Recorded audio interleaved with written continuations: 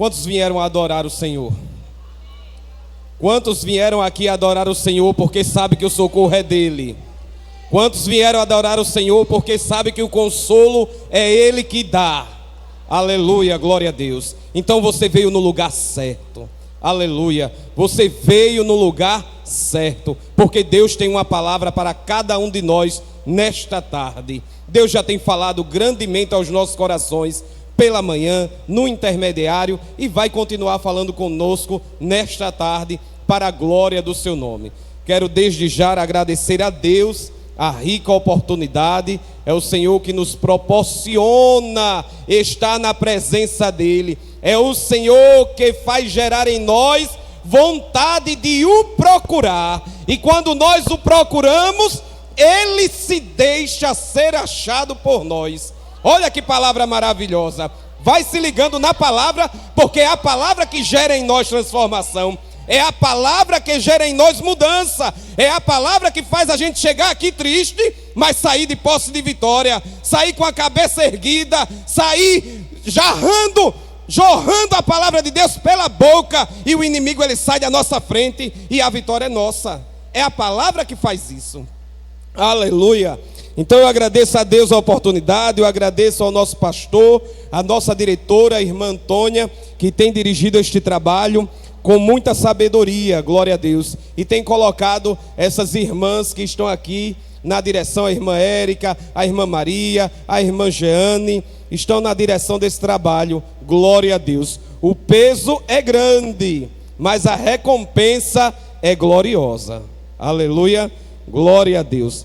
Irmãos, eu gostaria de meditar convosco em uma palavra que se encontra em 1 Samuel. São 3 personagens bem conhecidos de todos os irmãos. Eu acho que se tem um personagem que em todo o círculo de oração é a mais pregada, é a mais falada, é essa personagem por nome Ana. Aleluia. Mas eu fico incrível, eu acho incrível da parte de Deus, eu fico assim surpreendido sempre por Deus, porque Deus sempre usa de várias maneiras para falar com o seu povo através de uma mesma história. Aleluia. 1 Samuel capítulo 1.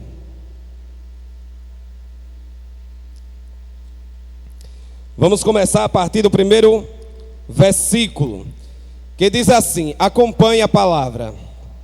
Houve um homem de Ramataim Zofim, da montanha de Efraim, cujo nome era Eucana, filho de Jeroão, filho de Eliú, filho de Tou, filho de Zuf Efrateu. E este tinha 2 mulheres. O nome de uma era Ana e a outra Penina. Penina tinha filhos, porém Ana não tinha filhos. O verso 10 diz assim, 9 e 10. Então Ana se levantou, depois que comeram e beberam em Siló, e Eli, o sacerdote, estava assentado. O sacerdote estava assentado numa cadeira, junto a um pilar do templo do Senhor. Ela, pois, com amargura de alma, orou ao Senhor e chorou abundantemente. O verso 19, a última parte diz assim, e o Senhor lembrou dela. E o Senhor lembrou dela. Aleluia. Meus irmãos, esse é um texto que fala de Eucana, de Ana, de Eli e de Samuel. Então, se você veio aqui, Deus vai falar com você através desses 4 personagens. Se você veio aqui, é porque Deus marcou esse encontro com você hoje aqui. Se você veio aqui e talvez você não tenha sentido nada, eu quero dizer a você que pela palavra de Deus, Deus está neste lugar. E se você não sentiu nada, você mesmo sem ver, você vai começar a botar combustível dentro da sua alma. Você vai dizer glória a Deus, você vai dizer aleluia, você vai dizer Deus eu quero ver, Deus eu quero sentir, porque tu estás neste lugar. Não perca a oportunidade de você ser atendido pelo rei no templo, no palácio, porque às vezes a gente está precisando, mas a gente está no lugar certo, mas não tem a atitude certa. E por este motivo, você pode sair e dizer, eu não senti nada. Mas certamente, seu vizinho vai sentir. Da direita vai sentir, o da esquerda vai sentir, quem está atrás vai sentir, quem está na frente vai sentir. Então, você já se prepara para sentir. Você vai dizer, Senhor, eu quero sentir a tua presença. Eu quero ser tocado pela tua palavra. Eu quero que esta palavra entre dentro do meu ser como uma espada. Porque ela é espada de 2 gumes. Ela penetra a divisão da alma e do espírito.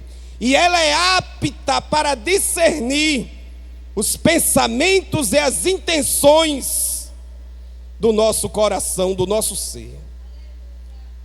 Eu sempre dou ênfase à palavra, porque eu posso passar aqui 2 horas falando, mas se eu não falar da palavra, você não vai sentir nada. Você vai se emocionar, mas quando você sair, você vai esquecer o que foi pregado. Mas quando a palavra é proferida, meus irmãos, a palavra ela tem poder. Ela tem poder para transformar. Ela tem poder para levantar o caído. Ela tem poder para trazer vida ao morto. Ela tem poder para transformar qualquer situação. Eu não sei como você chegou aqui, mas eu sei que chegou aqui gente que está precisando da palavra de Deus. Está precisando do milagre de Deus. Está precisando do agir de Deus. Aleluia. A história de Ana começa narrando sobre seu marido, Eucana. No primeiro versículo que nós lemos, diz que houve um homem, e diz Ramataim Zofim. Mas eu nunca estive lá onde este homem surgiu. Mas a palavra de Deus diz que ele veio desse lugar chamado Ramataim Zofim. E o que significa este lugar? Ou o que significa que ele veio de lá? Significa que lá, neste lugar, é um lugar montanhoso, é um lugar cercado por montanhas. E a gente aqui no Brasil, a gente aqui em Alagoas, nós não temos montanhas.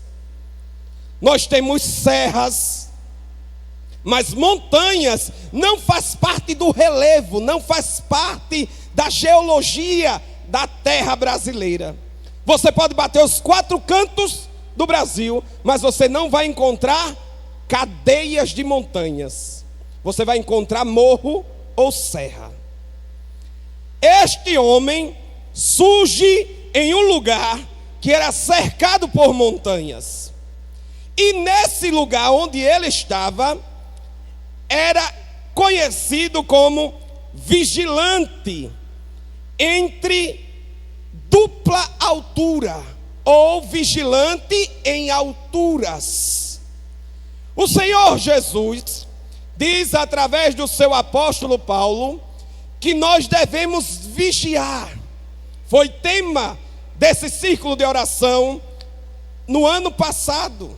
Vigiar e vestir a armadura de Deus. Quando se fala de vigiar, quando a gente está em cima de algum lugar, a gente tem uma visão maior do que está abaixo. Não é assim? Então imagine Deus no trono. Imagine Deus nos céus, sentado no trono. Aí a gente remete o que? A visão de Isaías. Isaías viu o Senhor sentado num alto e sublime trono. Trono é governo, trono é poder. E este trono está no alto, no sublime. E ele está assentado e governa todas as coisas. Então você já entende que Deus ele está no controle de tudo. E ele está sentado, e a palavra de Deus diz que a terra é escabedelo dos seus pés. É onde ele coloca os seus pés. E estava eu ontem orando a Deus e pensando nisso, e eu digo: Senhor, o Senhor põe os seus pés na terra.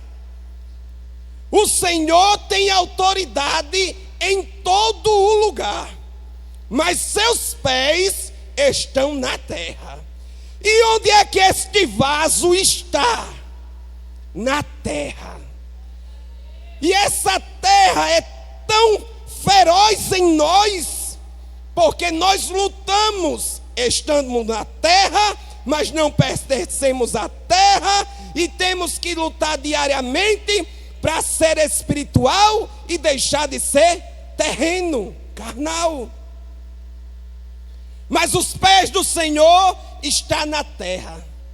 O Senhor na terra ele passeia. O Senhor na terra tem autoridade. É dele a terra e tudo que há na terra. Mas diante do que o homem diz, eu me pasmo. Diante do que o homem diz, eu temo. Há uma contradição aí. Porque se eu tenho um Deus que tem autoridade, está sentado no trono, e seus pés estão descansando sobre a terra, ah, meu irmão, você perdeu a oportunidade de glorificar o seu Deus. Você esqueceu que Ele está trabalhando ao meu e ao teu favor. Ele está neste momento trabalhando aqui e trabalhando lá, trabalhando em ti e trabalhando nele, nela, neles, porque tudo está no controle dele.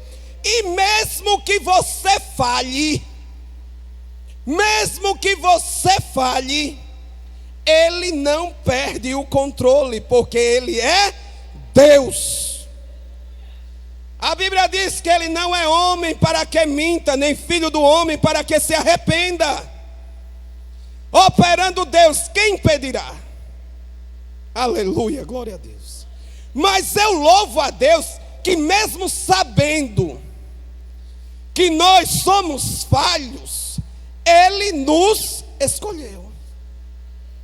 Ele nos escolheu.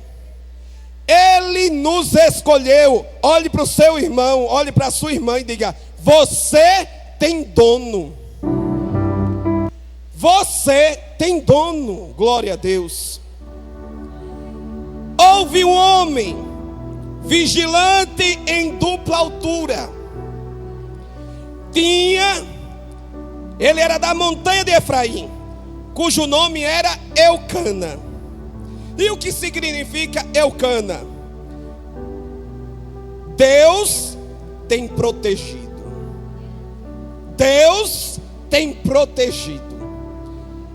Eu não me chamo Eucana, mas a Bíblia diz que eu sou filho de Deus, co-herdeiro de Cristo. Você sabe o que significa isso? Que tudo que é dele, Ele compartilha comigo e com você.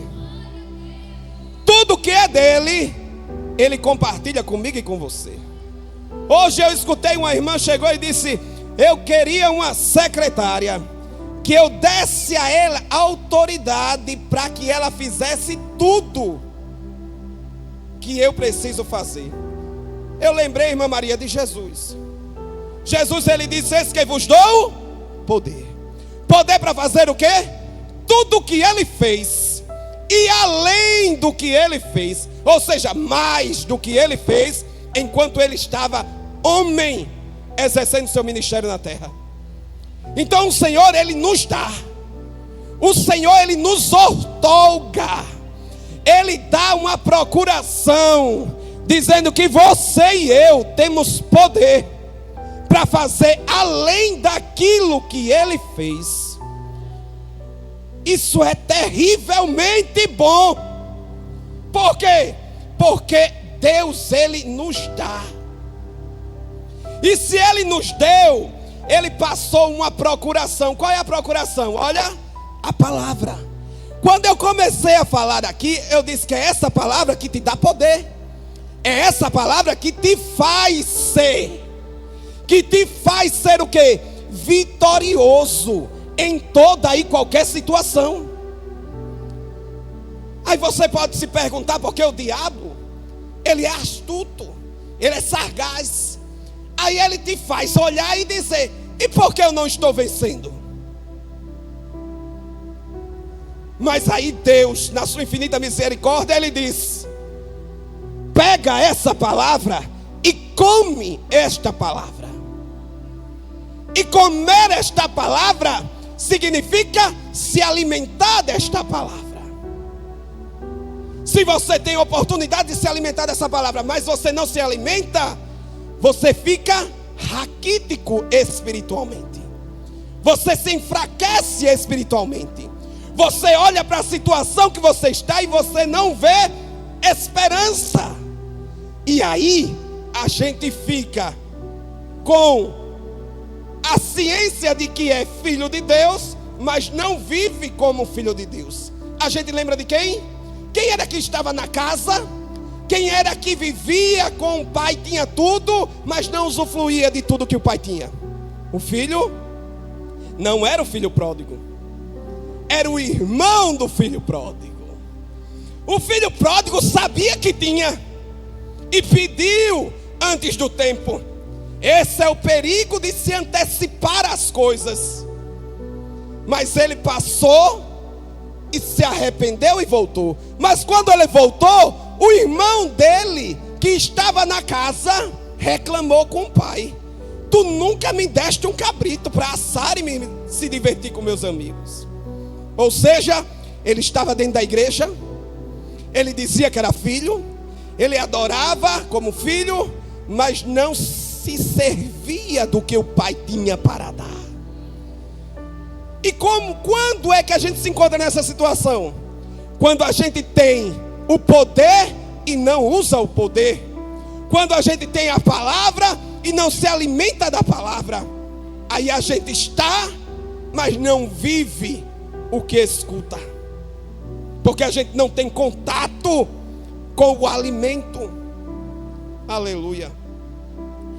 Este homem chamado Eucana, ele é narrado que ele era filho de Jeroão, filho de Eliú, filho de Tou, filho de Zufui.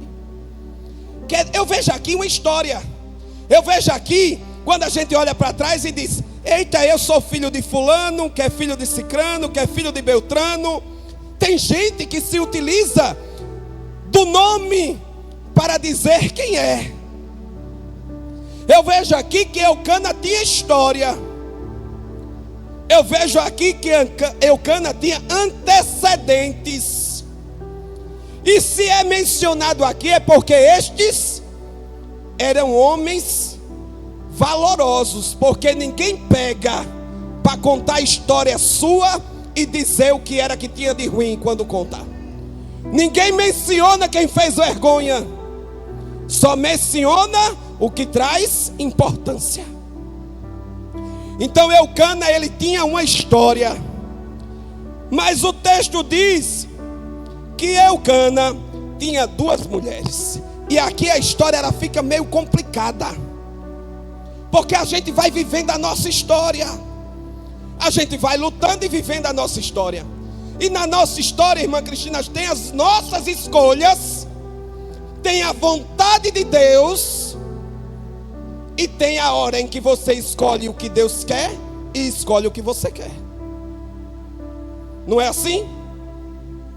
Eucana casou com Ana. A primeira mulher mencionada aqui é Ana. Ele casou primeiro com Ana. Só que Ana não dava a ele filhos. Imagine como era a visão de Eucana e como era a vida de Ana. Eucana queria filhos, Ana não gerava, não engravidava. Aí Eucana foi para onde? Para a lei. E a lei dos homens naquele contexto dizia que se a mulher dele não gera, ele pode arrumar outra mulher que lhe gere filhos. É aí que entra o segundo casamento, e agora entra Penina no meio. E quem era Ana e quem era Penina? O texto diz que Ana era a favorecida. O significado do nome Ana significa favorecida. Ou seja, ela tinha tudo para dar certo. E Penina? Penina é a fértil. Ana não era fértil, mas Penina gerou filhos para Eucana. A outra gerou filhos para Eucana. E Ana não. Agora imagine você dentro da casa de Ana. Ou imagine você dentro da casa de Deus, onde você é favorecido a gerar, mas não gera. E aí chega outra, a Penina, e gera. Gera 1, gera 2, gera 3, e você nada. Como é que você se sentiria? Como é que você se sente? Você já chegou para Deus para dizer como você se sente? Ou você chega para Deus e diz: Senhor, tem misericórdia. Senhor, tu não estás vendo, mas você já narrou o que você sente dentro de você? Você já disse: Senhor, está começando a surgir uma inveja dentro de mim, porque eu quero que fulana tenha e eu não tenho. Jesus, eu nasci para gerar. Eu nasci para gerar, mas não gero. Eu perguntei aos meus alunos: você já viu o homem gerar? Não. Pois é. Só quem tem o poder de gerar um ser dentro de si é a mulher. Então quando a mulher nasce e se entende de gente, ela sabe que ela tem o poder dentro dela de gerar. Mas Ana chegou a um momento que sabia disso, mas não gerava. E aí você pode se perguntar: o que era que faltava? O que era que faltava? Como você pode se perguntar: Senhor, até quando? Por que não chega? Por que está demorando? Senhor, até quando esse sofrimento? Até quando ele vai estar alcoolizado? Até quando, Senhor, eu vou sofrer com o vício desse menino?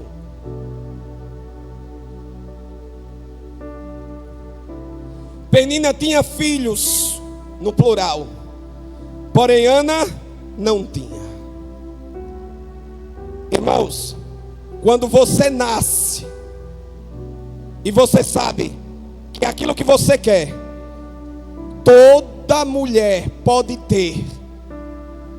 Quando você, homem, nasce e você sabe que vai gerar filhos em uma mulher, e todos geram, menos você, entra dentro de nós um sentimento chamado frustração. Entra dentro de nós um sentimento que vai gerar inveja, vai gerar confusão vai gerar tudo que leva o homem a uma depressão. Quando eu falo homem aqui, é homem e mulher.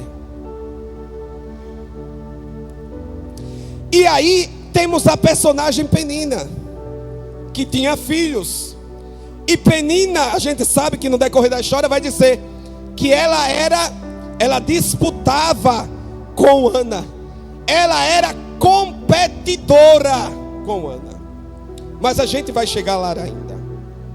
Subia, pois, este homem, Eucana, da sua cidade de ano em ano, e para adorar e sacrificar ao Senhor dos Exércitos. Onde? Em Siló. Onde era Siló? Siló era o lugar onde o tabernáculo estava. Siló hoje representa para nós a igreja. Naquele contexto, anualmente o sacerdote entrava dentro do tabernáculo para oferecer sacrifício a Deus. Mas hoje não é mais anualmente. Hoje nós temos livre acesso. Havia um véu que separava o lugar santo do santíssimo do homem. Havia apenas um representante. Mas hoje eu e você podemos a qualquer momento, quando quisermos, dobrar o joelho e ter acesso com Deus. Você tem acesso com Deus quando você quiser.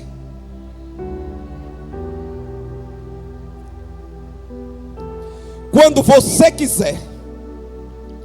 Eucana ia até Siló, não entrava dentro do templo, dentro do tabernáculo.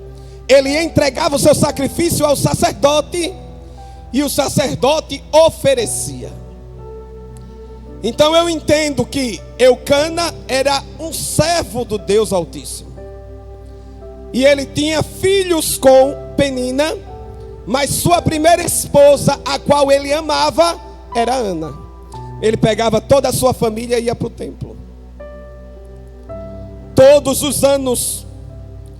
E estavam ali quem?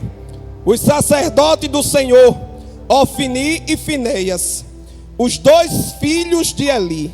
Eli era o sacerdote, mas Eli já estava velho. Quem comandava eram seus dois filhos, Ofni e Finéias.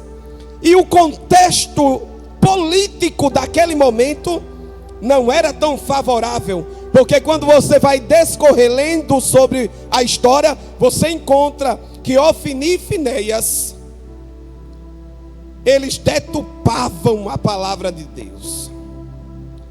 Eles eram corruptos, eles eram infiéis, mas eram sacerdotes. Mas Deus estava olhando a situação. Mas como nosso foco não é este, vamos continuar. Sucedeu que no dia em que Eucana sacrificava, dava a ele porções do sacrifício a Penina, sua mulher, e a todos os seus filhos, e a todas as suas filhas. Olha, tem um texto em Salmos 127 que diz assim, olha, preste atenção. O segredo é se ligar na palavra. A palavra que vai te fazer sair daqui vitorioso. Se o Senhor não edificar a casa, em vão trabalham os que edificam.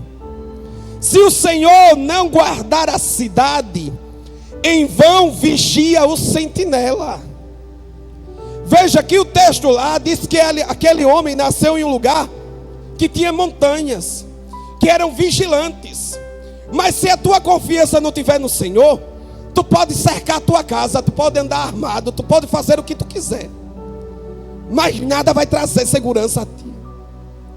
Se tu não colocar a tua confiança no Senhor, tu pode mover céus e terra, falar com o governador, falar com o presidente, nada vai mudar. Quem faz e acontece é o Senhor. E diz assim, olha, Eis que os filhos são herança do Senhor, e o fruto do ventre o seu galardão. Como flecha na mão do valente, assim são os filhos da mocidade.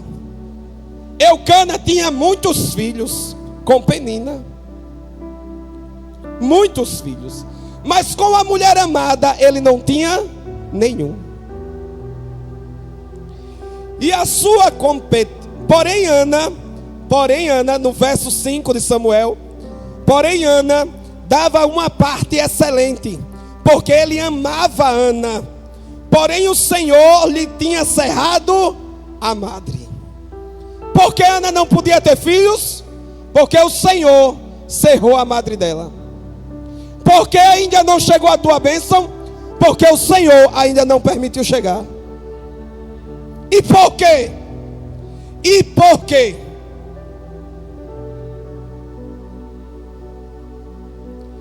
Ana orava. O texto seguinte vai dizer, olha: sua competidora excessivamente a irritava. Como é que tem aqui? A competidora irritava ela, irmã Maria. Esse é o texto.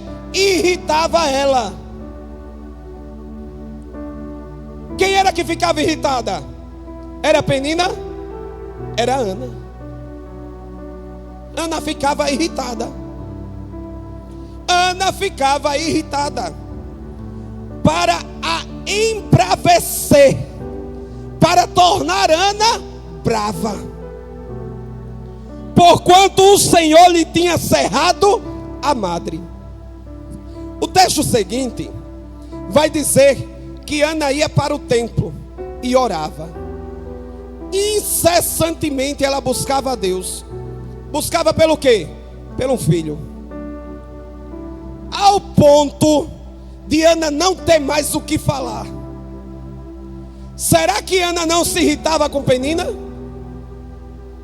Se ela não se irritava, irmã Maria Lúcia, ela não estava naquela situação. Porque o texto diz que ela estava amargurada. É aí que eu gosto quando eu leio a palavra, que Deus ele revela quem nós somos e o estado que nós nos encontramos. Às vezes a gente quer usar meias palavras com Deus e não usa a verdade. De chegar e dizer: eu estou triste, eu estou amargurado, eu estou preocupado, eu sei que minha confiança deveria estar no Senhor, mas eu vivo momentos em que ela não está no Senhor. E quando ela não está no Senhor, a minha alma se abate, a minha alma se atemoriza, a minha alma fica aflita.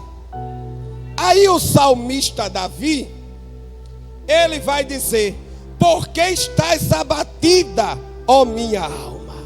Ele vai dialogar com ele mesmo. Ele vai questionar ele mesmo. E por que ele questionava ele mesmo?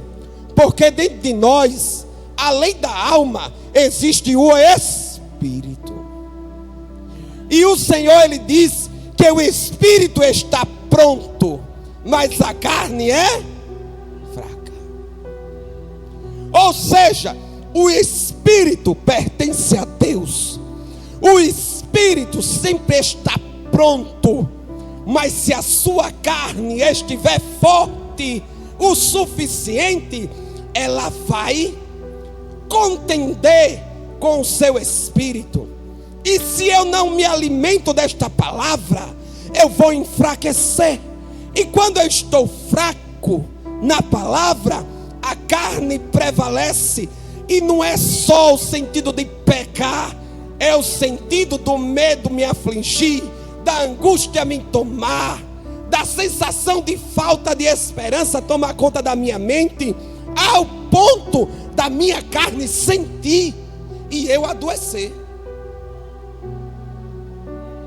E ao ponto da a gente começar a errar, e isso arruína a nossa vida espiritual. Isso faz a gente ir para o vale, não buscar, mas estar como ossos secos, como eu já falei outra vez. Isso nos tira a posição de profeta. Se eu não sou um profeta na minha circunstância, na minha vida, eu serei o povo de Israel no vale. A gente precisa se posicionar. Meus irmãos, eu vou abrir um parênteses aqui. Eu vinha para esse círculo de oração como ouvinte. Eu sentava ali, próximo àquele segundo ventilador ali, o primeiro de lá para cá. Toda sexta-feira eu chegava pela manhã e eu orava 1 hora. Eu ficava aqui até meio-dia, subia, arrumava meu filho, deixava ele na escola. Eu descia novamente para cá, para pegar a oração de 2 às 3 e estar de joelhos. Eu estava buscando ao Senhor, me alimentando da palavra. Era só aqui? Não. Não era só aqui. Eu chegava em casa, quando eu não tinha nada para fazer, eu corria para o quarto, eu dobrava o joelho, eu orava 10, 15 minutos. Daqui a pouco um filho me chamava, eu me levantava, ia, e eu dizia: olha, está vendo, Senhor, a gente não tem nem tempo de estar, porque chega um, pede uma coisa, chega outro, grita, chega outro, sobe em cima, chega outro. E a gente vai se alimentando, e não tinha uma sexta-feira que o Senhor não usasse alguém e falasse. Eu dizia: meu Deus, que é isso, Senhor? E ali a gente vai sendo fortalecido. Se a gente diminuir os passos, o cansaço chega. Se a gente diminuir os passos, a dormência nas pernas chega.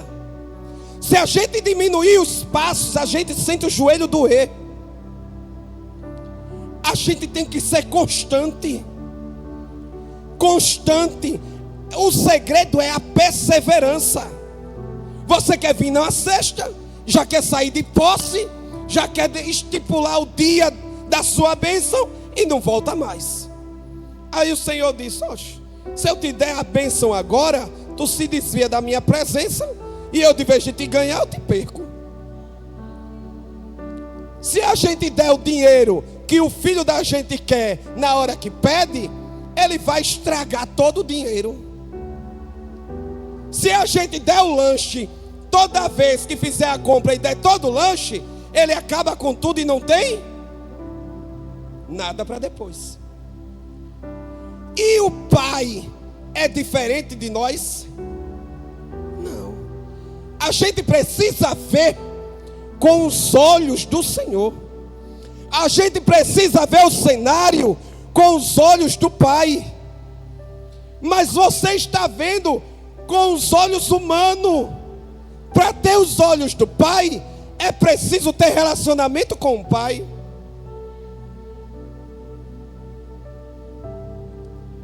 Competidora, excessivamente a irritava para embravecer, porquanto o Senhor lhe tinha cerrado a madre.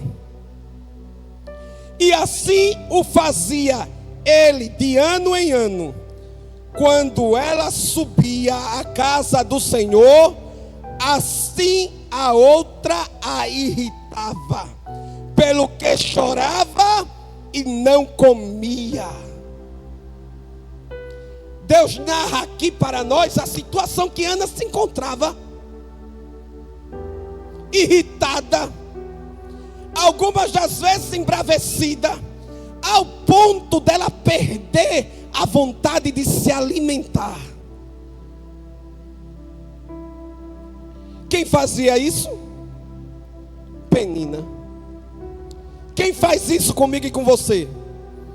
Lembre-se que em Efésios diz que a luta não é contra a carne nem sangue, mas contra os principados e potestades nas regiões celestiais. O que quer dizer isso, irmão? Quer dizer que se Maria olhar para mim e brigar, se José partir para mim para brigar, não é ele. A ação é do inimigo. Ah, mas é ele sim. É ele que chega em casa querendo briga. É ela que fala comigo como se eu fosse um nada. Se você estiver no caminho do Senhor, o Senhor naquela hora, Ele fala ao teu coração, ao teu ouvido, e Ele diz: cala-te, aquieta-te, veja o que eu vou fazer. Mas a gente, dotado de carne, cheio mais da carne do que do espírito, a gente vai reagir. A gente vai dizer: não, vou ficar calado não. Não, ele vai falar assim comigo, ela vai falar não. Aí a gente devolve. Se a gente devolve, o que é que acontece conosco? A mesma coisa que acontecia quando a gente estava no jardim. Vai voltar para fila. Vai ter que aprender a ser manso, a ser humilde, para poder receber. Com Deus, meus irmãos, não tem jeitinho. Sabe por que não tem jeitinho? Porque quando eu conto a minha história para o meu amigo, para minha irmã, eu só conto aquilo que é agradável a mim contar. Mas Deus, os olhos dele é como chama de fogo. Ele vê tudo. Ele sabe de tudo. Então não tem como eu me esconder da presença dele. Então quando você dobrar o seu joelho, seja sincero, seja sincera, mas conte tudo, não esconda nada, porque um coração contrito, o Senhor, Ele se alegra. Sabe quando o pai se alegra, o que faz? Corre para a loja e compra presente para os filhos. Aqui tem pai, aqui tem mãe. Quando os seus filhos alegram você de maneira tal, você quer agradar, você quer presentear. Sabe o que eu entendo aqui? Que Deus, Ele está desejoso, Ele está com vontade de nos agradar. E por que ainda não aconteceu? Talvez porque eu e você não estamos agradando a Ele.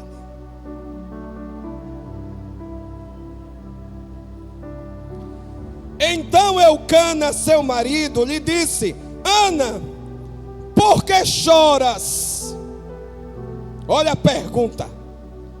Ana, por que choras? E por que não comes? E por que está mal o teu coração?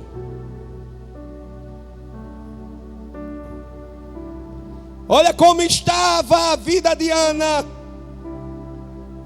A expressão é mal o teu coração. Eu estou aqui pregando a palavra de Deus, mas quantas vezes o meu coração está mal? Quantas vezes o pensamento ruim abala a minha consciência e faz os meus olhos não enxergar Deus?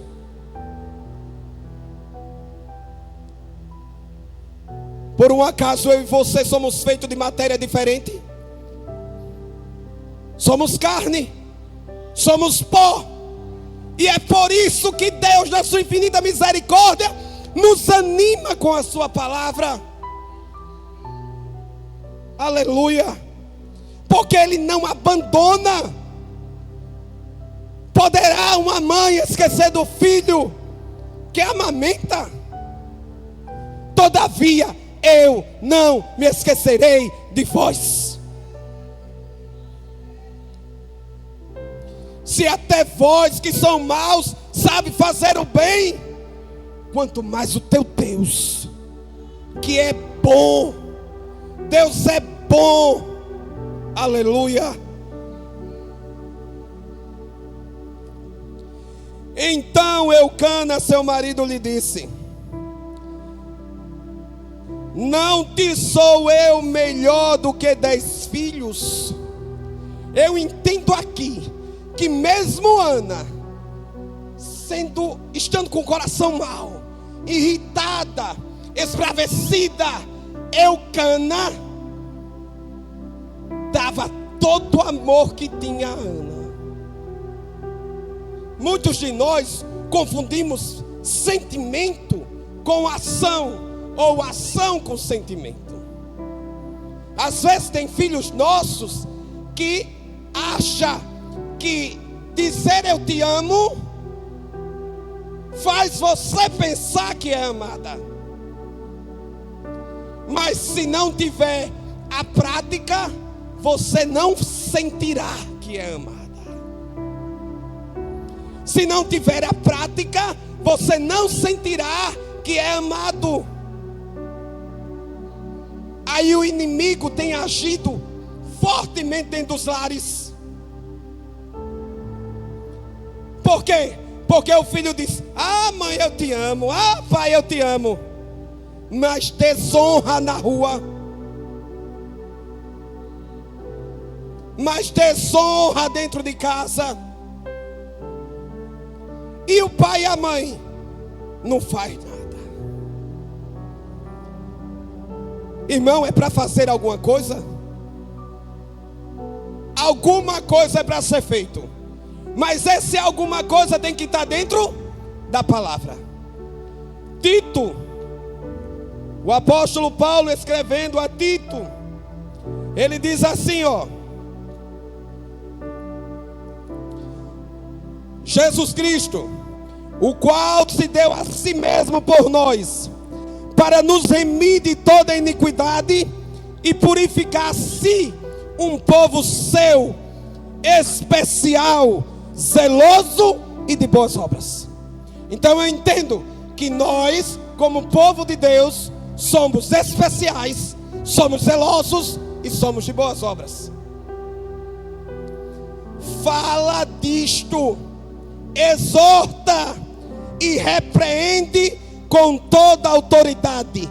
Ninguém te despreze. O que é que Paulo está dizendo? Fala disto. Fala disto.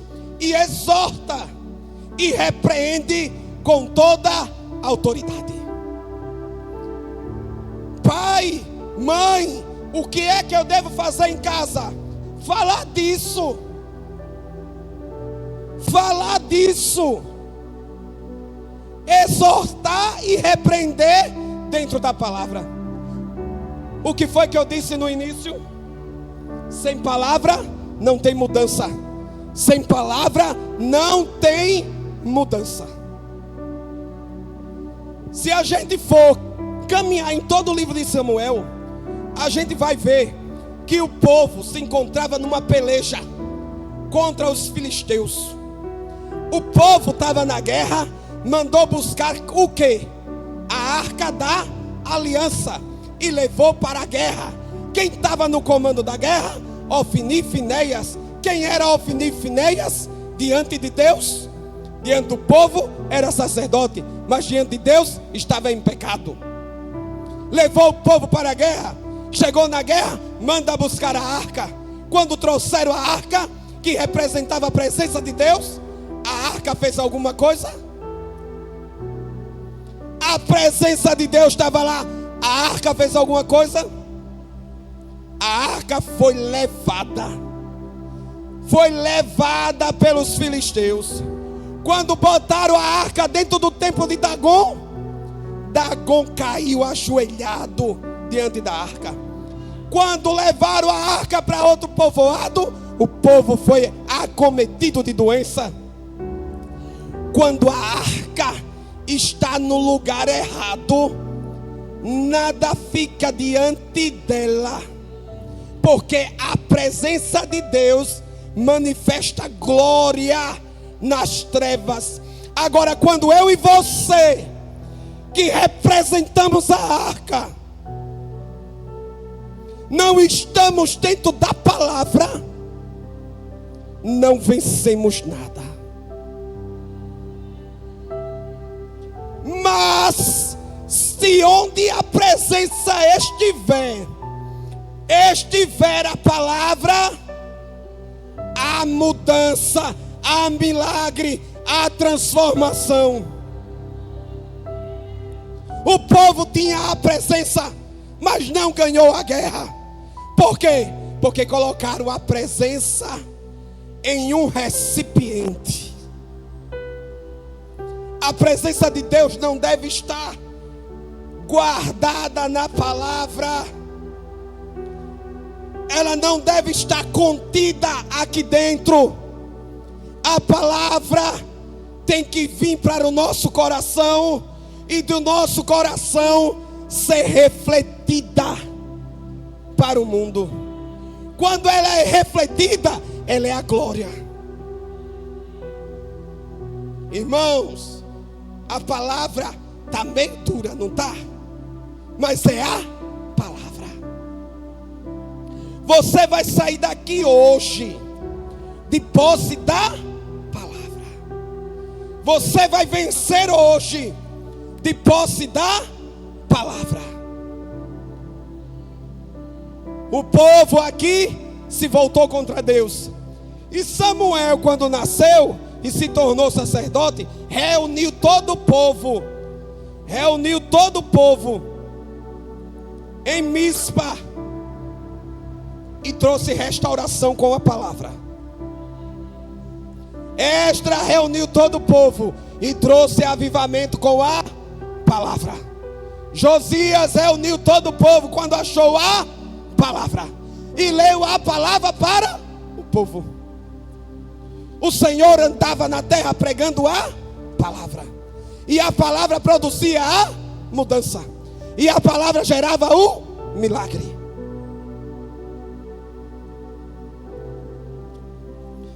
Então Ana se levantou, depois que comeram e beberam em Siló, e Eli, o sacerdote, estava assentado numa cadeira junto a um pilar. A um pilar do templo do Senhor. Ela pois, o que é que diz aí o seu texto? Você está lá em 1 Samuel capítulo 1, verso 9, verso 10. Vamos ler, a igreja. Lute, irmão. Lute. Lute, porque o inimigo quer tomar a tua bênção. Lute, porque o inimigo está trabalhando para tomar a tua família. Lute, reaja. Aleluia. Verso 10. Ela, pois, com amargura, ela estava amargurada de alma, mas ela mesma amargurada, ela fez o quê?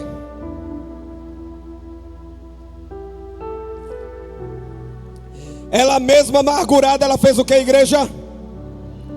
Olhe para sua irmã, olhe para o seu irmão e diga: ore mesmo amargurado, ore mesmo cansado, ore mesmo doendo, ore mesmo gemendo, ore, ore, ore, ore. Orou ao Senhor e chorou abundantemente.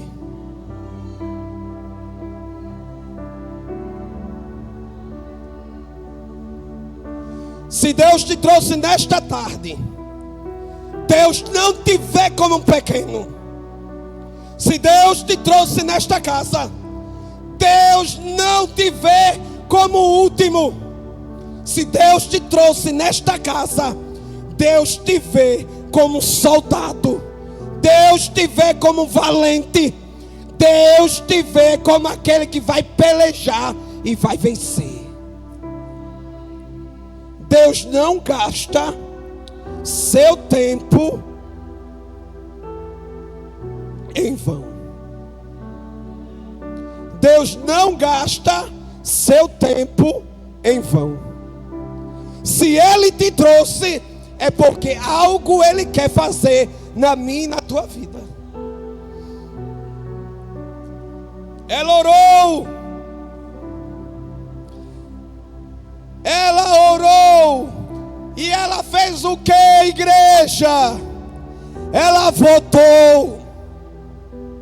Ela fez um voto. Ela chegou, irmã Maria, no limite. Ela chegou no limite. Qual o limite? Ela pegou tudo que ela queria e disse: eu ainda quero, mas eu te dou.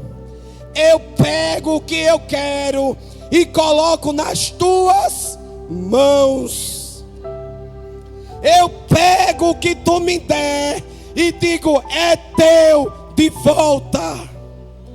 Eu só quero que o teu nome seja glorificado.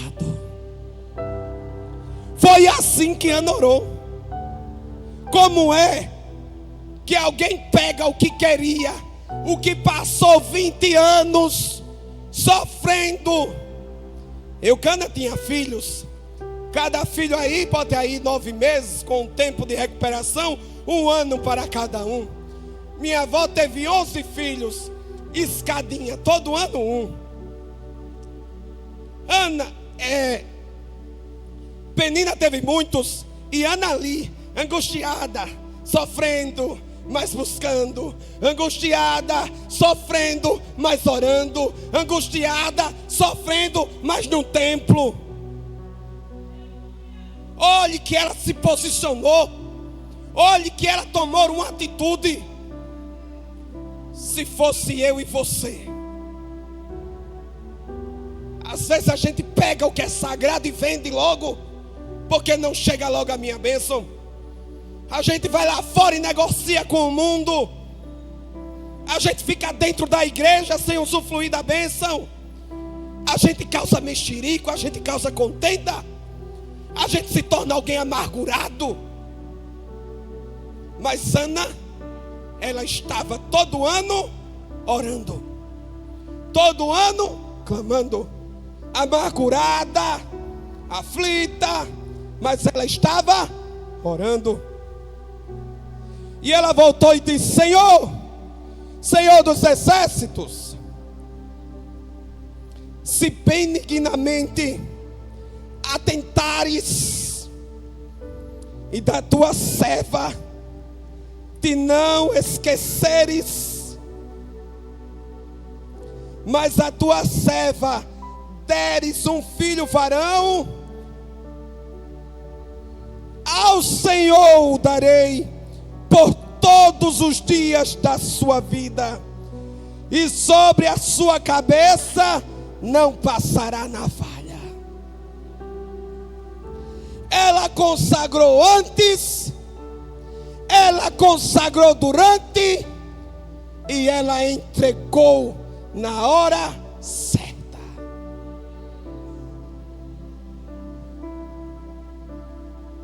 Quando Ana fez isso, o inimigo estava onde? Deus estava no trono, governando, controlando tudo com a força das suas mãos. E o diabo estava onde? Onde era que o diabo estava? Do lado de Ana. Do lado não, para não cometer heresia. Ao derredor de Ana. Fazendo o quê? Agindo, dando o seu último golpe de misericórdia. Por isso eu digo: cuidado você que chegou aqui. Você vai sair de posse de vitória, mas o inimigo, ele vai ainda tentar mais uma vez contra você. Porque com Ana não foi diferente. Quando ela disse isso, a Bíblia diz que sucedeu que, perseverando ela em orar perante o Senhor, ali Eli fez atenção à sua boca. Quem era Eli? O sacerdote. O sacerdote, sentado junto à coluna, olhou para a boca de Ana. Ele olhou. Quando ele olhou, porquanto Ana no seu coração falava e só se movia os seus lábios, ou seja, ela balbuciava, ela só batia os lábios orando, ela gemia, aleluia, e tinha alguém observando Ana. Sempre tem alguém lhe observando, querendo o que é seu, querendo o que é seu. Você olha para o espelho e diz: Senhor, eu não sou ninguém, eu não sou nada. Mas o nada que tu se acha, ainda tem alguém que quer.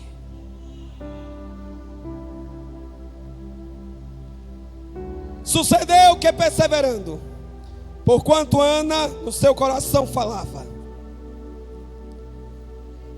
Eli a teve por embriagada. Está vendo, Mary?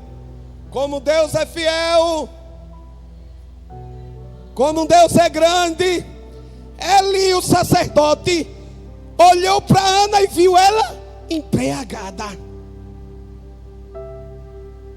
Continue perseverando, continue orando, continue buscando. Em casa vão dizer: oxe, e tá doida é? Oxe, tá perturbada? Oxe, tem hora não, mulher? Vai para a cozinha, vai fazer alguma coisa. Você vai só continuar fazendo o que você estava. Você não vai dar ouvido, você não vai falar, você vai continuar perseverando. E disse-lhe Eli: até quando estarás tu embriagada? Aparta de ti o teu vinho. Ali foi o golpe final.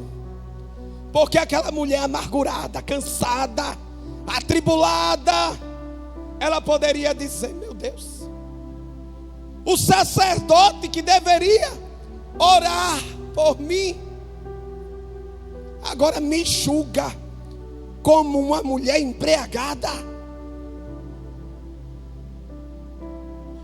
Mas uma mulher pacífica, um homem pacífico, é diferente. Porém Ana lhe respondeu e disse: não, Senhor meu, eu sou uma mulher atribulada de espírito, nem vinho, nem bebida forte tenho bebido, porém tenho derramado a minha alma perante o Senhor. Olha o comportamento daquela que se irritava, se embravecia, mas não colocava a boca dela como instrumento de Satanás. Não colocava seus braços, seus membros para servir ao reino das trevas. Não. Ana buscava santidade. Sofria, mas buscava santidade. Porque buscar santidade requer sofrimento. Imagine você se anular Você querer agir e dizer não, não vou. Você querer falar e calar. Isso dói, irmão. Isso dói. E quem dizer o contrário está mentindo. Está aqui toda sexta-feira, dói. Mas é um sofrimento que leva à santidade. É um sofrimento que tem recompensa. Não tenhas, pois, a tua serva por filha de Belial, porque da multidão dos meus cuidados, eu lembrei de Maria, de Marta, perdão, lembrei de Marta, quando ela diz, olha, na multidão dos meus cuidados, quando o Senhor fala, tu estás atarefada, Marta, tu estás preocupada com muita coisa. Eu lembrei, olha, Ana também passou por isso. Na multidão dos seus cuidados e do meu desgosto, tenho falado até agora. Com quem Ana falava? Com quem Ana falava, igreja? Com o Senhor. Ela não batia na porta do vizinho. Ela não sentava do lado da irmã e começava. Olha para aí. Olha como ela louva. Olha como ele louva. E precisa isso. E precisa aquilo. Olha, tu não está vendo? Que a pessoa não consegue nem cultuar porque alguém está do lado murmurando. Ana não era filha de Belial. Ela passou, mas esteve na posição. Então respondeu Eli e disse, o que foi que Eli disse? Vai em paz. Igreja, se coloca de pé em nome de Jesus. Se coloca de pé em nome de Jesus, porque é Deus que vai proferir a palavra. É Deus que vai bradar no teu coração nesta tarde. E vai dizer assim, olha, aleluia, vai em paz, e o Deus de Israel te conceda a tua petição que lhe pediste.